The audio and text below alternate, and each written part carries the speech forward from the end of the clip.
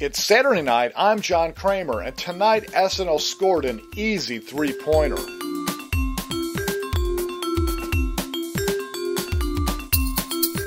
Tonight, Charles Barkley returned to host SNL for the first time in 16 years and delivered a solid performance on what was, overall, one of the most lame-free episodes they've done in many months. And while there was no one sketch on the show which would have sent watchers into a texting frenzy other than the racist MacGyver bit, the overall show provided solid laughs from beginning to end, starting with the opening political sketch with Will Forte as General David Petraeus and Fred Armisen playing the president of Yemen, whose only interest in the war on terror seemed to be on how many American dollars his country could squeeze out of it.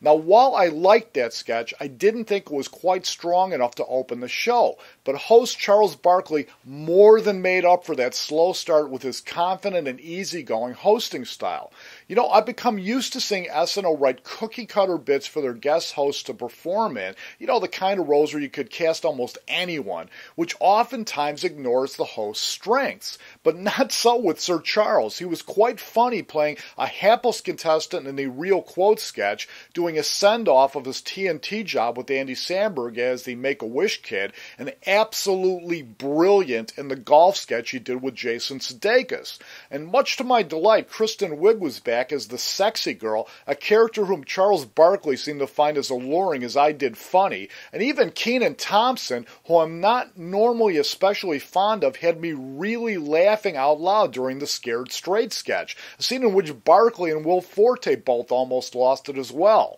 Now, Weekend Update was at its sharpest and funniest tonight, doing spoofs of both James Carville and Governor David Paterson, and I have to admit that the New Jersey and blind jokes have finally stopped annoying me, and Andy Samberg delivered another excellent digital short with the show's musical guest Alicia Keys along for the ride.